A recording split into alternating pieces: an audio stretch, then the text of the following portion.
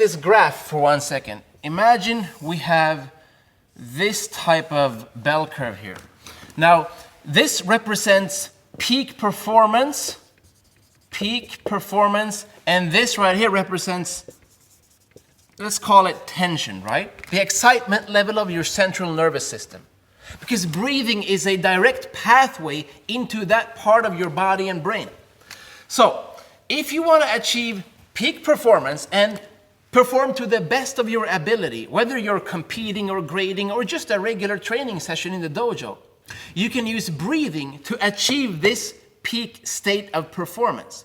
Because usually we don't walk around in world-class top shape all the time. We're not ready for peak performance 24/7.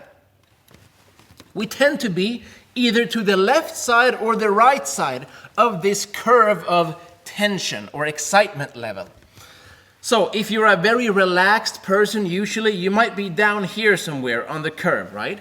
Or if you're a naturally tense and anxious person, you might be more on the right side of the curve. Which means that you can and should use breathing methods. Of course, there are other methods too, but today's topic is breathing. To either down-regulate or up-regulate the activation level of your central nervous system. So I'm going to show you an exercise known as a breathing ladder, okay, a breath ladder from 1 to 10 that you can apply in 2 different ways so that you or your students or somebody else can achieve peak performance, top mental and physical state, all right?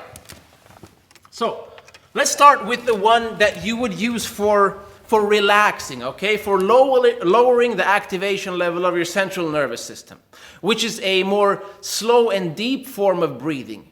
And many people only do these types of breathing exercises, and that's fine, but it's not for everybody because, as I said, it depends on who you are. It is highly individual. Some types of breathing exercises can actually be bad for you, while others can be good for you. It depends on how much self-awareness you have. And your instructor or coach should know this, okay? Let's start with the basic easy one. I'm gonna do it standing up, all right? I was gonna do it on the ground, but because usually you do these types of relaxing breathing exercises lying down because it's more relaxing than standing up, right? But I'm gonna do it standing up for now because you can apply it better to your karate techniques because we don't lie down. We're not doing Brazilian jiu-jitsu, right? So the breathing ladder or breath ladder from 1 to 10 looks like this. You're gonna stand with a nice tall structure. Make sure that you have a good relaxed posture, natural, okay? No unnecessary tension in your body. Make sure that you lower your shoulders and feel that your weight is in the center between your legs and you have a tall straight spine. Nothing like that or like this. Try to find that neutral position. Now from here, I want you to breathe 1 second in and 1 second out. I'm gonna breathe in through my nose and out through my mouth. 1 second, 1 second.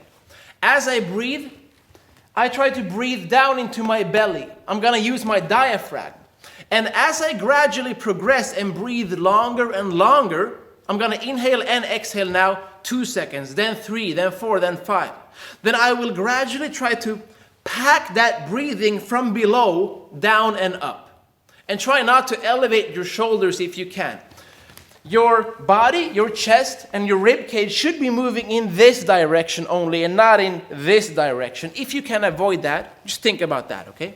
So that was 1 second. Now 2 seconds. 1, 2 in, 1, 2 out. 3.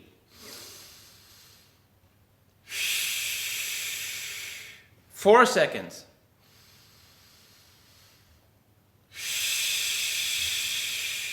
5 seconds. It's hard to count.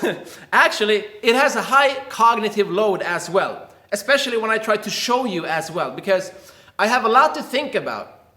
Surprisingly, you will see when you try it yourself. Okay, I'm gonna inhale for 5 seconds now. Stop, and I reverse. Exhale.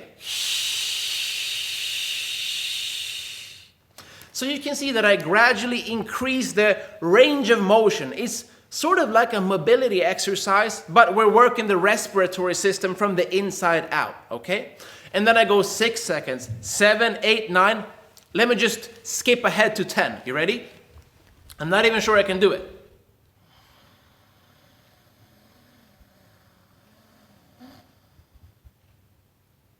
I got to 9. Then I was full. I actually even started cramping up because my diaphragm isn't warmed up properly yet. You can even get cramp in the back because there are several attachment points of your diaphragm. It looks kind of like a parachute, right? It's right in here. And it's what you use when you breathe. So I got to 9 and then I choked up.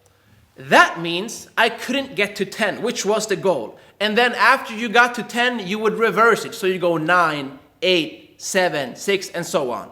Okay, so it's a breathing ladder where you can go just up and down this way. 1 second, 1 second. Inhale, exhale. 2 seconds, inhale, exhale.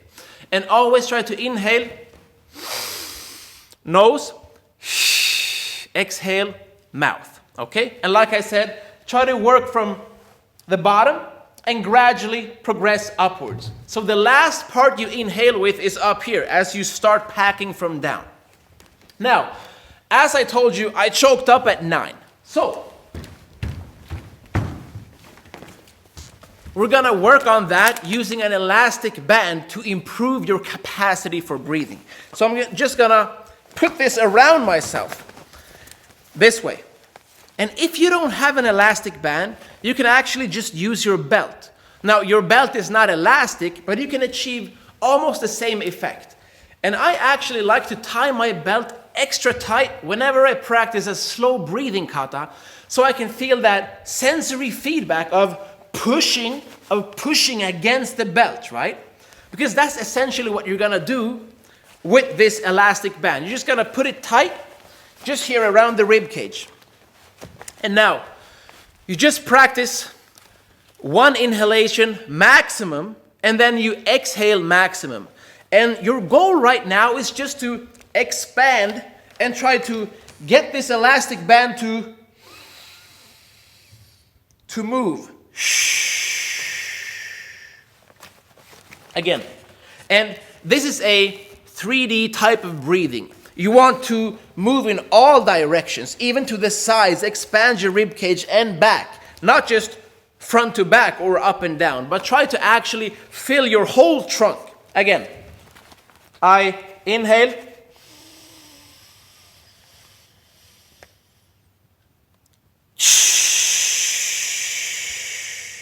and I exhale. Now, after you do that, you could go back to the breathing ladder or breath ladder and see if you now can take your number further. So if I got to 9 before, now maybe I can get to 10 after doing this for a couple of reps. Now, moving on, I don't have to show you, you know what to do. It's the training that matters, not the talking. We did the first part, the left part, right here. Now we did the down regulation. Now we do the up regulation. Let's say that you need to have a more fast and rhythmic and dynamic training session, and you need to actually get into that high power tension state of mind. You don't want to be all relaxed and laid back. It's go time, right? Then you do this. Let's go back. You start with the same type of idea of going from 1 to 10. But now we're going to do it in a more fast-paced, rhythmic manner. So instead of going 1 second, 1 second, I'm gonna be huffing and puffing, all right? I go, that was 1. Then I go 2. Now it is way more high tension, and I can feel it in my whole body as this type of intramuscular impact. And now I go 3, right? The ladder, 1, 2, 3. Inhale 3 times fast. Exhale. Inhale 4 times. 5. And ideally, there should not be any pause between the steps of the ladder. Now I'm pausing just to talk to you. But if I did it correctly, like I did between 4 and 5, I try to just put them together. So I go 1, 2, 3, 4, 5. Of course, you shouldn't say the number between each level, but you get the point. And your job is to get all the way to 10. This requires some stamina in your breathing apparatus, right? And this is way more athletic in nature compared to the previous way we did, which is more relaxing in nature. Now, obviously, this type of huffing and puffing, the second way of doing the breathing ladder, can also be applied to, for example, what I like to do, when you're out doing cardio or jogging. Then you try to time this type of breathing with your steps. So you go that way. And still, like we did before, you should try to work with the breathing, starting by packing it from the bottom and working all the way up. So you utilize your whole body and breathing structure and not just your chest breathing, because that's the type of shallow and limited breathing that will mean that you choke up at maybe 5 or 6. You want to get all the way to 10, which means that you need to expand your whole body with each breath. And like I said, if you choke up in this type of exercise or this part of the exercise, again, you just go back to the elastic band or you use your belt like this. But instead of having it regularly tied, you just put it a little bit extra tighter, right? And you try to expand against the belt. Really important here is to close your backside, if you know what I mean, right? Because you don't want to have any extra tension or air pushing out the back, because I actually know a Japanese or Okinawan grandmaster who did a lot of breathing training and ended up with hemorrhoids, all right? And you don't want that. Stay safe. Make sure that you close the back door, all right? And that's it for today. That was the breathing ladder, done in 2 different ways, the slow one and the fast one, so that you can help upregulate or downregulate your breathing capacity according to that peak performance state. Train hard, good luck, and have fun.